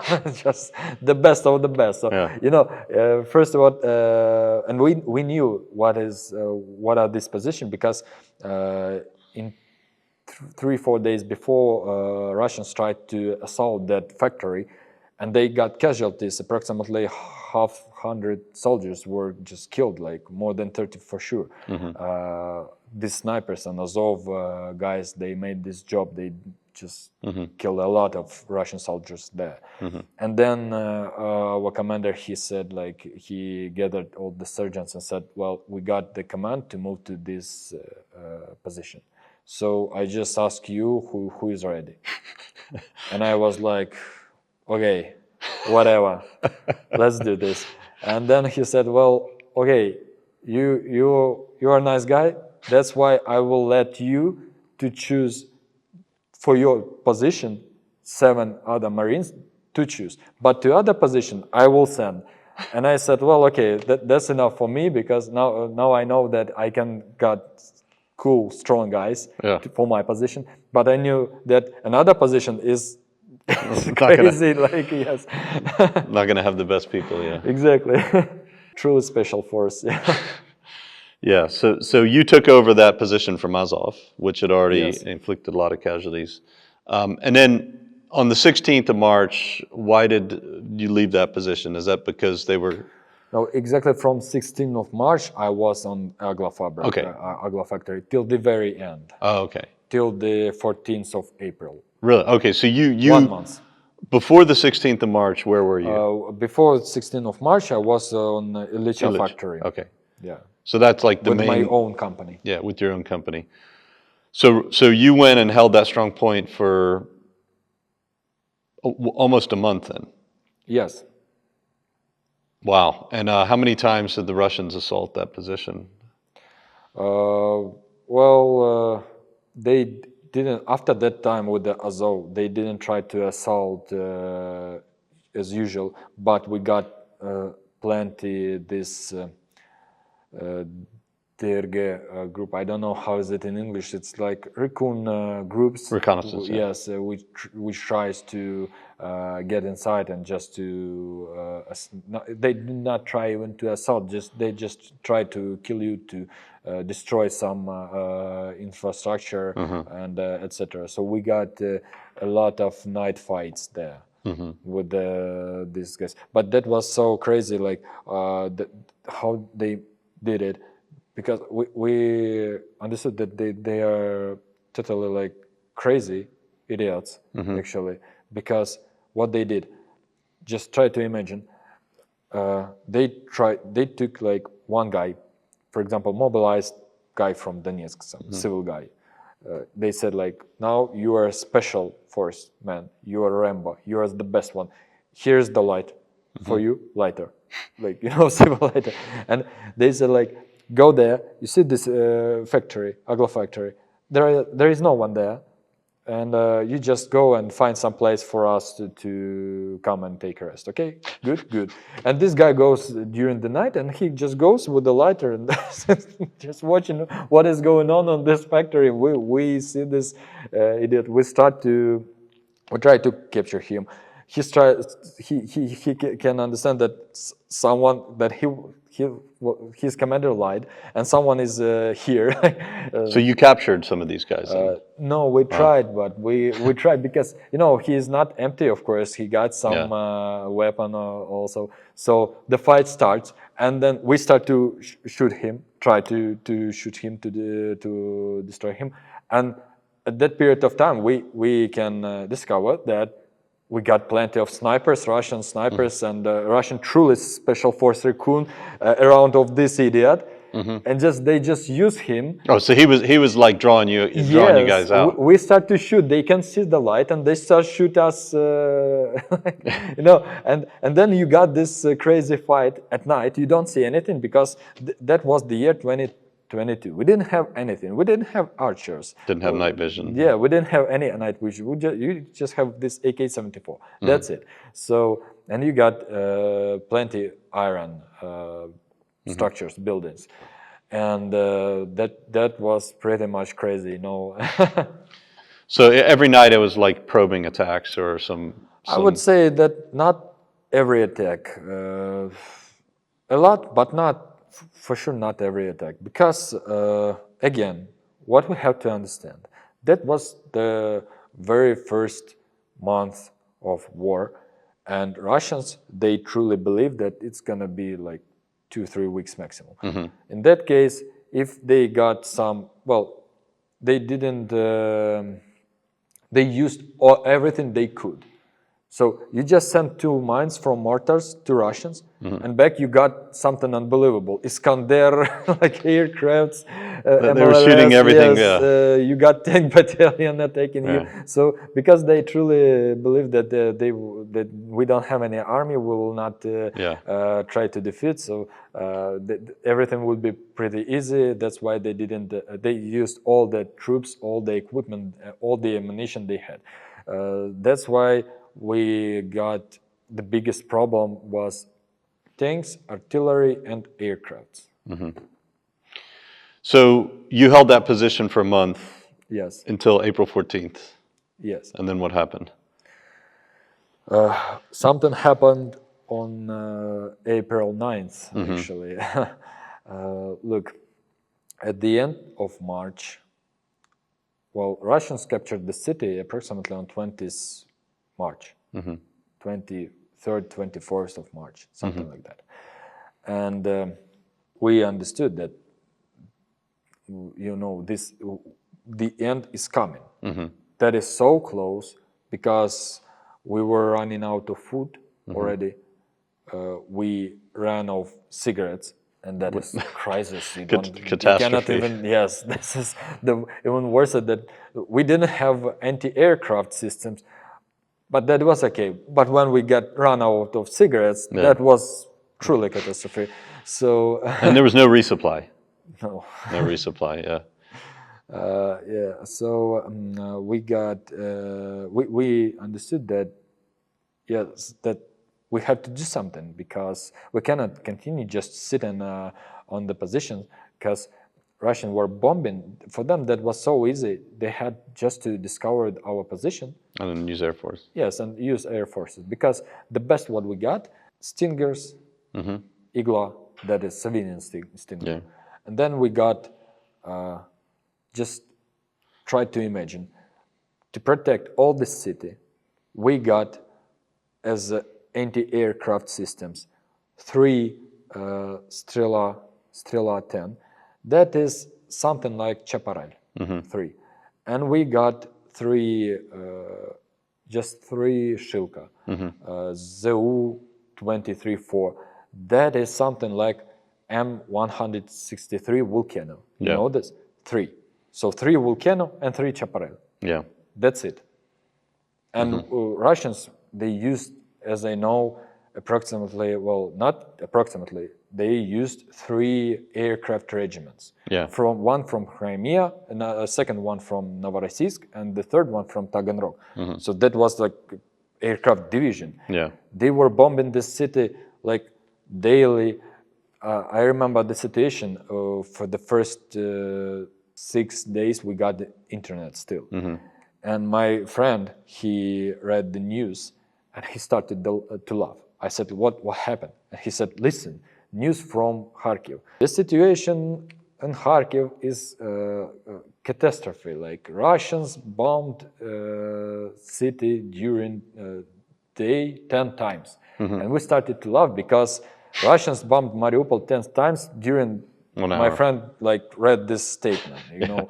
So you live in Kyiv, you know what is going on here every night. Yeah. Can you imagine that was in Mariupol? That was like each 30 minutes. Yeah.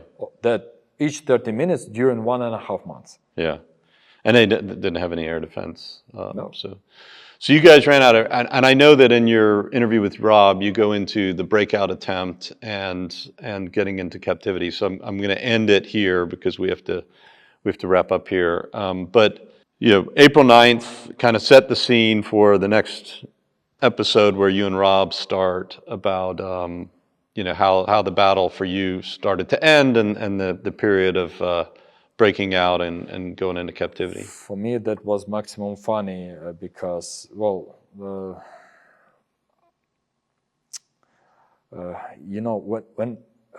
when you are run out of way out, you start to do crazy things. Yeah. That is normal for people. When you don't see the way out, you start to do some stupid things. It's desperate. Exactly, and that's all the story about the desperate. But when you and this is where you pick it up with Rob, right? Okay, so you fought until April, I guess 14th at your position, and you were in that position when you saw a huge breakout attempt, which you go into in detail with Rob, and then that was the beginning of the end for your brigade. Leading to you going into captivity. So the next 2 episodes with Rob, who's a senior researcher, comes and does some podcasts from time to time with us at Borderlands Foundation. He goes into detail with you about the breakout attempt, the end of the Battle of Mariupol, and going into captivity. So Yevgeny, I'd like to thank you for sharing your story. It's been hugely educational for me. I hope I was able to help you clarify some points and tell the story to everyone. But really appreciate I think a lot of people forget when they are watching the war, or even senior officers who might have been involved in this war from command posts, what it's like to be on the ground. And you really experienced that, I think, in one of the toughest battles of the war. And at that time, for sure, as I know, Mariupol was the the hottest point on the planet at the time. Yeah, and just to think about the significance of what you guys did, and all of those in your unit who knew that they were either going to get killed or go into captivity, which you're not sure which is worse, and after being in captivity, yes, exactly. sometimes you wonder which one would have been better. But the fact that for 1.5 months you and your brigade fought and tied down basically a Russian army, preventing them from going across the Dnieper River, preventing them from going to Zaporizhia, to Dnipro City, behind the entire front line on the Donbas. I truly think that the Battle of Mariupol was a turning point in terms of the survival of the country. If you guys would not have accepted those orders and fought for 1.5 months against the Russians, I think the entire war could have been lost, honestly. So from just a cursory amateur, not fully researched military historical perspective on my side, and I think a lot of analysts would agree, what you guys decided to do for 1.5 months, knowing that the best you could ever expect was a short, quick death, or a painful captivity. We tried to not think about it. We tried to not speak about it.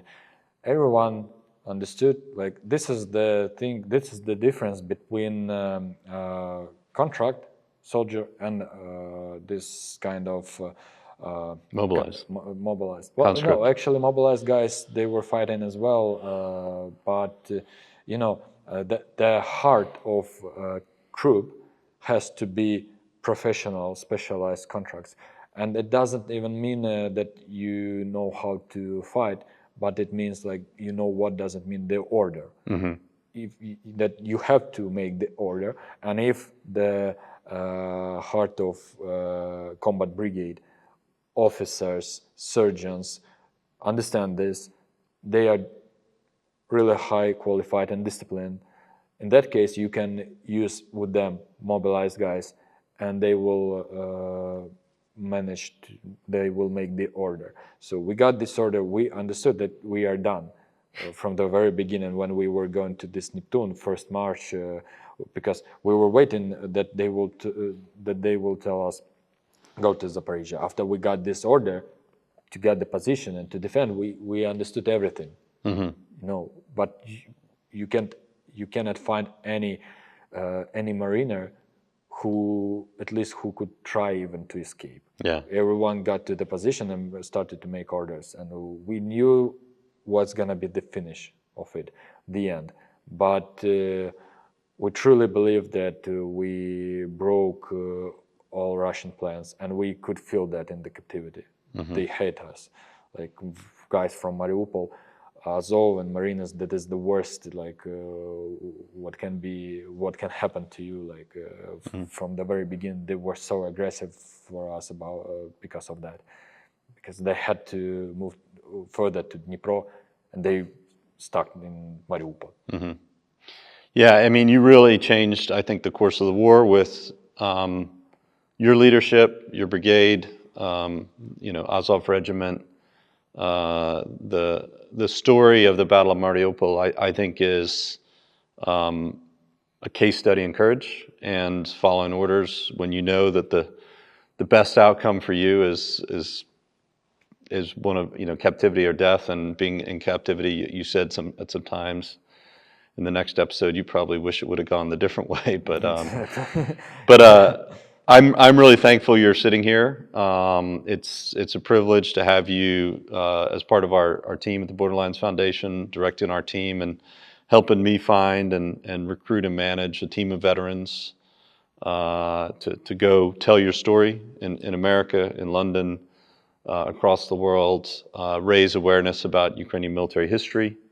Not just this war, but all the way back, the Zaporizhian tradition, yes. The hetmans, the Poltava, the ancient Kievan. We have a lot to tell to this world. Yeah. Because actually, everyone, I know that in Europe, especially a lot of even military professional generals, they were wondered like how did we manage to stand like to defeat all Russian troops. But indeed, Ukrainian nation has a really long military history. Just think about like all world wars were in Ukraine. Mm-hmm. All Napoleonic war were in Ukraine. Yeah. Each war, like Mongols came to the west Kiev through this territory. Attila came to the west through this territory. Like this is the territory of war. Yeah. You know? Yeah, the people here have in their blood and genes and culture, I think the greatest warrior ethos and military history that the world deserves to know about outside of the lens of Russian Empire and Soviet historiography, which I think is completely wrong compared to what the real truth is. So look forward to many more episodes where you're going to host our Ukrainian soldiers on this podcast, let them tell their story in their native language and translate that to the world. Stories with you and Rob, which are in the next episodes about your time in captivity, which is really a powerful story and I think shows the world exactly what the Russian world is like and what the consequences would mean if they're able to enslave a whole country, not just the people they've taken into captivity and the part of the country they occupy. So thank you again, Yevgeny. It was a privilege talking to you and sharing this story with the world on the Ukraine Military History Podcast. Thank you. Thank you much. I hope you enjoyed this episode with Ievgen Malik, where he details his story leading up to going into captivity, which we're going to continue with Rob Lee, like I said at the beginning of the episode, in the next 2 episodes. This episode is on YouTube. If you listen to this on the podcasting app, you can also go watch it again on YouTube. If you're on YouTube right now, you can also remember to download our podcast app so you're always notified about new episodes that you can listen to on your phone. As always, you can go back to our website, download a PDF transcript of this. We have complete show notes where you can look at all the resources and links that we mentioned in the podcast. So finally, if you enjoyed this, please like and share and comment on this on all of your favorite social media platforms. Leave a review. It really helps other people find our show. So thank you for listening to this episode of the Ukraine Military History Podcast. I promised you at the beginning that I'd tell you more about our sponsors. If you'd like to find a way to support the Ukraine Military History Podcast, the Borderlands Foundation more broadly, or if you'd like to work with myself and the contributors, the editors, and the guests that come on this show.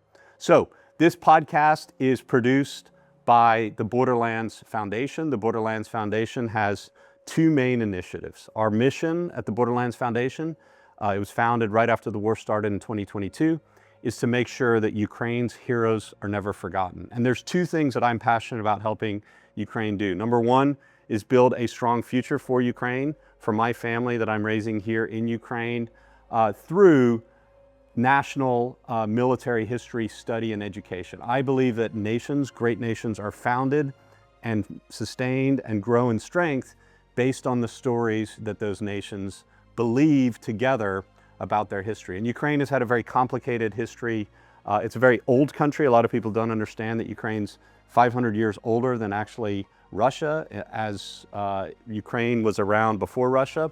Ukraine was founded by Vikings that moved to this part of the world in the 8th and 9th century and were traders and became rulers of the local Slavic people. So Ukraine, Kievan Rus, was an ancient and the most powerful empire in Europe. And Ukraine's history is very controversial. Through the years, Russia has appropriated it, stolen it, called it their own, and then tried to change Ukrainian history to make it their own, this great rich heritage that Ukraine has. So our mission at the Ukraine Military History Institute is go back through history and reclaim Ukraine's great military history tradition, because Ukraine's military history tradition encompasses almost all the great military traditions in the world. It started out interfacing and competing with the Vikings as well as Constantinople, absorbed those traditions over the years. It became part of the Russian military history tradition, the great Polish-Lithuanian Commonwealth, and then the Ottoman, Mongol, kind of Crimean Tatar heritage of Genghis Khan's great military tradition, all fused, competed, and created this unique military history tradition inside Ukraine, which I call the Ukrainian Cossack military history tradition, which takes from Western military history, the German, English, American Mission Command, NATO Mission Command School, as well as the good things, hopefully, and leaves the bad from the Russian school, deep battle, and a lot of the positive things that have come out of the Russian military history tradition.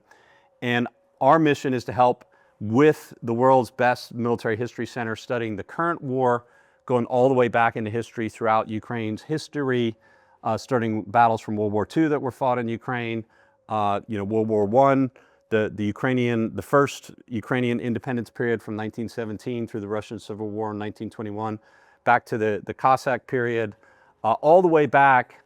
Ukraine has a great and unique style of fighting and tradition of fighting. The first written constitution was written by Ukrainian Cossack class. The warrior class wrote down the first Declaration of Rights in history, in modern history, which founded the Enlightenment, led to the American Declaration of Bill of Rights, the Polish Constitution, and a number of other declarations of rights and constitutions since then were all inspired first by Ukraine's Declaration of the Rights with Pep Orlok after the defeat at Poltava at the hands of Peter the Great. So understanding Ukraine's military history tradition is a passion of ours. And every author who comes on this episode who publishes a written work, we're actually paying those authors. So if you want to donate to support the authors, you can donate to get access to anything that's been published in the Ukraine Military History membership site, which we're going to be releasing soon, where people who write about the current war or things from the past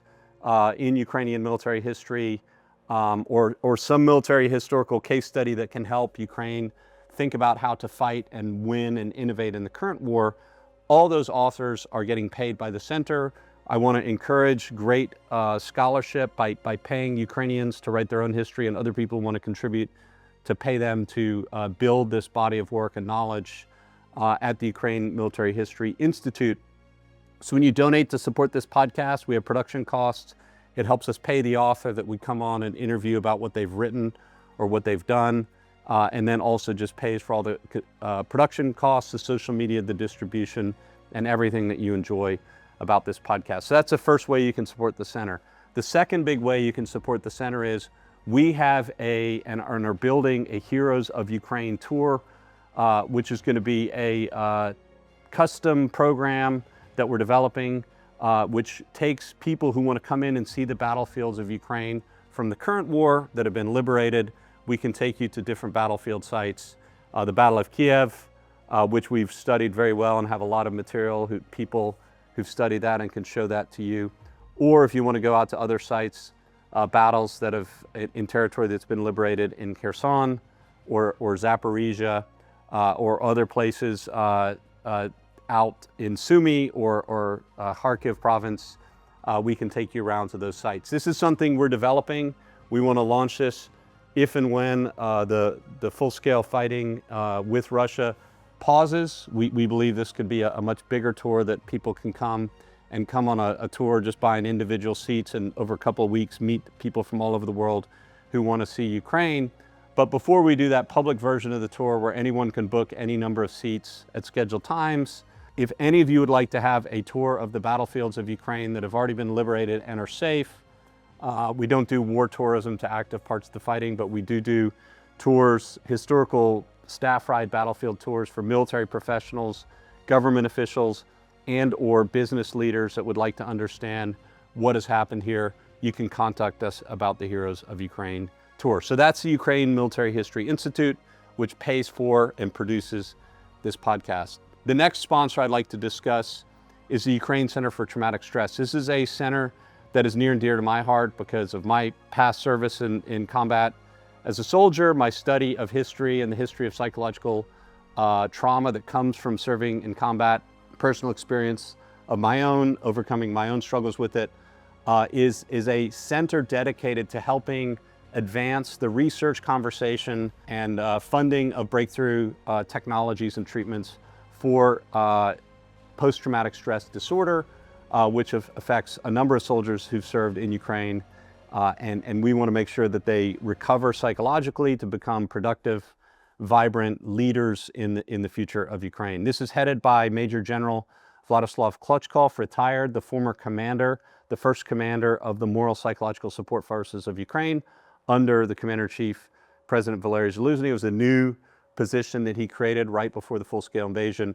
And General Klitschko has written his PhD on military psychology of a soldier and is passionate about advancing the study and the treatment of this disorder for Ukrainian veterans. This is a podcast that we're going to be releasing very soon in Ukrainian, translated into English for those who are not Ukrainian that want to listen in on the conversation and comment on it on our social media. But the interviews will be conducted in Ukrainian to advance and start the conversation for Ukrainian veterans, mental health professionals, and government officials who are working on this problem, which we believe is critical to solve for the future of Ukraine. So if you'd like to donate to support that podcast, to help us produce and start that conversation, or if you'd like to inquire about donating to supporting specific veterans going through different treatments, workshops for treatment of PTSD, you're welcome to reach out to us. The center also has a rehabilitation through golf program where we pay for Ukrainian veterans to play golf and go play in our annual Heroes of Ukraine Freedom Summit Golf Tournament, which will be held next year in Dallas in the United States in March. And this is a very important program that you can also take a look at sponsoring veterans in their journey to mental health recovery. So that's the Ukraine Center for Traumatic Stress. And then finally, for those of you who watch this podcast, that you see our co-hosts, some of the guests that come on there, all of our podcasts are filmed in Ukraine. The reason we do this is I believe in talking to Ukrainians and people who will actually come to Ukraine that want to speak about Ukrainian military history, analysis of the current war, defense industry issues, all the things that we need to learn in Ukraine and our allies in NATO who've supported Ukraine to fight and win the next war against our adversaries, Russia, China, Iran. All of the people that support Vladimir Putin are learning from this war the lessons that Russia's learning. We need to make sure that we learn the lessons from the war that Ukrainians are learning better and implement those across the force for our partner forces, Americans, British, all the other European NATO forces, partners out east, Japan, South Korea, Australia, all the countries that are supporting Ukraine.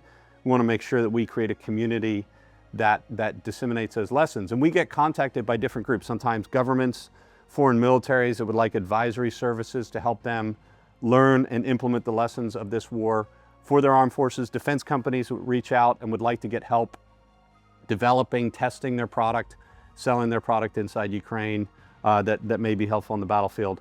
That's what the Borderlands Group does. We advise defense tech companies. We even do forward support engineering for defense tech companies, software development, hardware, hiring and staffing, forward deployed engineering shop for Western defense companies. So all those services, if you're looking for advisory services, custom analytical studies by Rob Lee and his team, defense advisory services for defense companies or foreign militaries, we can put together a package for you, give you a proposal, and help you with that. So to get in touch with us, just go to the website for theborderlandsgroup.com, fill out our contact us form. We'll evaluate your request and get back to you in the appropriate secure communication channel if that's what you'd like to do. So thank you for watching the sponsor reads here. It's important to me that we provide value to you in every podcast episode, and these are the ways that you can support us so we can continue to afford to produce and expand and increase the frequency of our content production for the benefit of Ukraine and its allies fighting this war, winning this war, and the next.